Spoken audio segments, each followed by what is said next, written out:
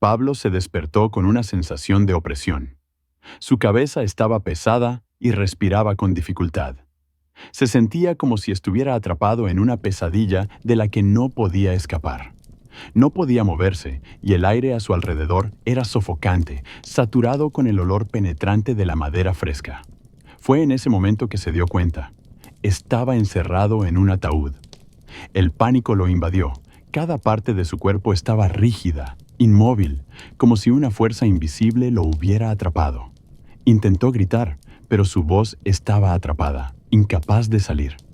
Sin embargo, sus oídos empezaron a captar sonidos, voces amortiguadas desde el exterior. Se esforzó por concentrarse, tratando de entender esas palabras confusas.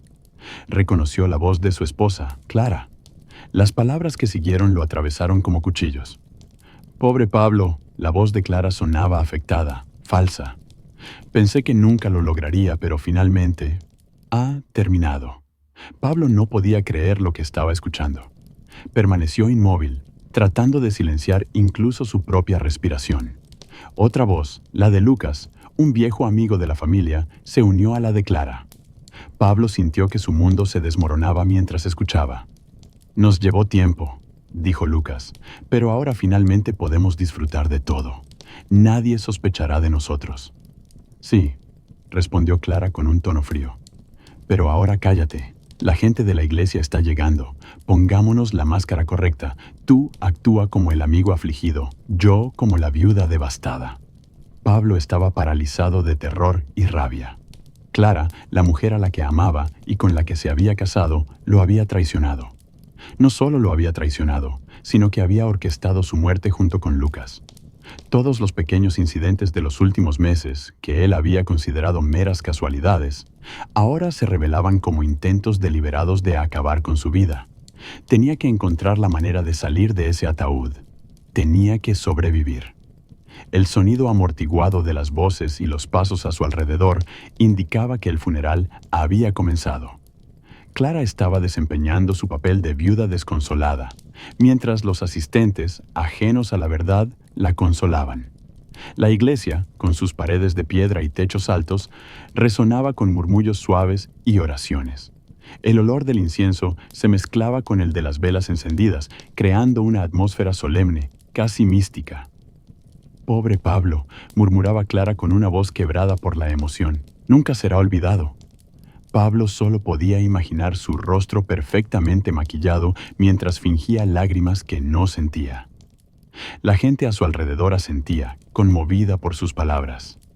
Clara era buena en esto, pensó Pablo. Sabía engañar, sabía esconder su verdadera naturaleza detrás de una máscara de perfecta compostura. En su estado de parálisis, lo sentía todo, pero no podía hacer nada. Su cuerpo no respondía. Intentó desesperadamente mover un dedo, una mano, algo, pero su cuerpo parecía haberlo traicionado tanto como su propia esposa. «Me mataste por dentro, Clara», pensó para sí mismo. «Pero no lograrás derrotarme. Encontraré la manera de salir de esto». Después de la ceremonia, el cuerpo de Pablo fue transportado al cementerio. Podía sentir el carro fúnebre moverse, el suave crujir de las ruedas sobre el suelo de grava. El viaje pareció eterno, cada minuto más angustiante que el anterior. Cuando finalmente llegaron al cementerio, los sonidos amortiguados de las voces de los sepultureros comenzaron a hacerse más claros. Benjamín, el sepulturero, era un hombre mayor, con manos callosas y un andar lento, su rostro marcado por años de trabajo entre los muertos. Miró el ataúd con una expresión triste, pensando en cuán solitaria es la muerte. Especialmente para aquellos que son abandonados tan temprano, sin nadie que llore sinceramente por ellos. «Pobre hombre», dijo Benjamín en voz baja, mientras se preparaba para bajar el ataúd a la tumba. «Nadie debería irse así». Su sobrina, Lucía, estaba a su lado, con su largo cabello castaño recogido en una trenza desordenada. Su rostro joven y curioso se detuvo en el ataúd, como si hubiera percibido algo que los demás no podían sentir. Se inclinó ligeramente, observando con atención. «Tío», dijo, «hay algo raro. Oigo un ruido». Benjamín se rió en voz baja, incrédulo. Los muertos no hacen ruido, Lucía. Pero Lucía se inclinó aún más cerca del ataúd. Su corazón comenzó a latir más rápido al darse cuenta de que no estaba imaginando nada. Escuchaba un golpeteo, un sonido apagado, como si alguien estuviera tratando desesperadamente de hacerse notar. «No», insistió Lucía, «hay alguien ahí dentro. Está tratando de moverse».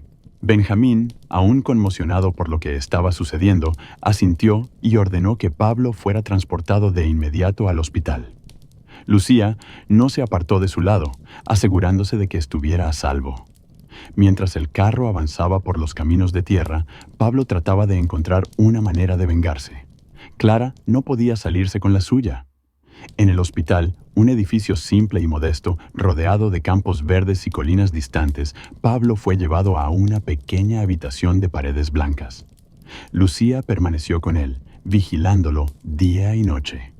Los médicos estaban desconcertados, sorprendidos por su lenta pero constante recuperación. No sospechaban en absoluto que Pablo había sido víctima de un intento de asesinato. Una tarde, mientras la luz del atardecer se reflejaba débilmente en las paredes de la habitación, Lucía se sentó junto a la cama de Pablo. Estaba arreglando las sábanas cuando rompió el silencio con una pregunta. «Debe ser devastador», dijo en voz baja, «descubrir que la persona a la que amabas te ha traicionado tan profundamente. ¿Cómo lo soportas?». Pablo permaneció en silencio por un momento, con la mirada fija en el techo. «No lo sé», respondió finalmente. «Cuando pienso en todo lo que ha sucedido, hubo señales, pequeñas advertencias, accidentes que no tenían sentido. Pero estaba ciego, demasiado confiado. Nunca habría imaginado que Clara podría hacer algo así». Lucía se volvió hacia él, sus ojos grandes y llenos de comprensión. «Pero estás vivo», dijo en un tono que intentaba infundir esperanza. «Tienes una oportunidad de hacer justicia. No puedes dejar que ella gane». Pablo asintió débilmente. «Sí, tengo que hacer algo, pero no puedo simplemente denunciarla. No tengo pruebas, solo mi palabra. Debo hacer que confiese». Lucía reflexionó por un momento. Luego, una sonrisa sutil apareció en sus labios. «Podríamos tenderle una trampa», sugirió. «Hagamos que crea que estás muerto, como ella cree, y yo la enfrentaré. Si logro que crea que sé todo, podríamos obtener una confesión. Y Gabriel, él puede ayudarnos». Pablo miró a Lucía con gratitud. Era la primera vez, después de tanto tiempo, que sentía una chispa de esperanza. El plan se puso en marcha unos días después. Lucía contactó a Clara, fingiendo saber sobre el intento de asesinato y amenazando con revelarlo todo, a menos que Clara le pagara. Clara, visiblemente nerviosa, aceptó reunirse con Lucía en una vieja casa de campo, aislada, rodeada de altos y retorcidos árboles. Las paredes de la casa eran gruesas y frías, cubiertas de musgo, y las ventanas sucias dejaban entrar solo un débil rayo de luz. Dentro de la casa, Lucía esperaba con paciencia. El suelo de madera crujía bajo sus pies mientras se movía nerviosa de una habitación a otra. Cuando finalmente Clara y Lucas llegaron, la atmósfera en la sala se volvió inmediatamente tensa. Clara, con el rostro tenso y los labios apretados, miró a Lucía con ojos fríos.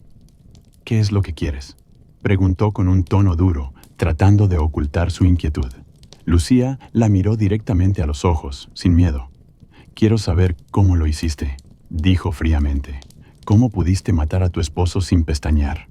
Por un momento, el rostro de Clara se endureció y luego dejó escapar una risa nerviosa. «¿De qué estás hablando?», respondió con un tono sarcástico. Lucía no se dejó engañar. «No te hagas la ingenua», replicó. «Lo sé todo. Lo envenenaste, lo enterraste vivo. Y ahora, o pagas o hablaré». Clara guardó silencio por un instante mirando a Lucía con odio. Luego estalló en una confesión llena de rabia. «Sí, lo hice. Tenía que hacerlo. Su padre me arruinó la vida, y la única manera de vengarme era a través de él». En ese momento, Pablo salió de las sombras. Clara, al verlo vivo frente a ella, quedó paralizada. Su rostro se volvió pálido como la muerte. «No es posible», murmuró, retrocediendo un par de pasos. Tu plan ha fallado, Clara, dijo Pablo con voz tranquila, pero llena de una rabia contenida. Estoy vivo. Inmediatamente después, la policía irrumpió en la sala, arrestando a Clara y Lucas. Clara intentó justificarse, gritando frases incoherentes mientras la llevaban esposada. Lucas, petrificado por el terror, no dijo una palabra. Con Clara y Lucas finalmente en prisión, Pablo comenzó lentamente a reconstruir su vida. El trauma que había sufrido era profundo, pero con la ayuda de Lucía encontró una nueva dirección. Decidió vender su empresa y dedicarse a algo más significativo: el trabajo de beneficencia con niños huérfanos. Pasaba sus días en el orfanato donde Lucía trabajaba, rodeado de las risas de los niños y nuevas esperanzas. Un día, mientras caminaban juntos por los campos dorados por el sol, Pablo se detuvo y miró a Lucía. «No sé cómo agradecerte», dijo, tomando su mano. «Me salvaste la vida y me diste un nuevo propósito». Lucía sonrió dulcemente. «No tienes que agradecerme», respondió. «Tienes mucho por delante y ahora puedes vivir como realmente deseas». Pablo le devolvió la sonrisa, sintiendo finalmente paz después de tanto sufrimiento. Su camino no había terminado, pero ahora sabía que no estaba solo. Tenía una segunda oportunidad y esta vez no la desperdiciaría. Gracias por acompañarnos en esta emocionante historia. Deja un like si te gustó el video y suscríbete al canal para estar al tanto de las próximas historias que saldrán. Muchas gracias, tu apoyo es importante para nosotros.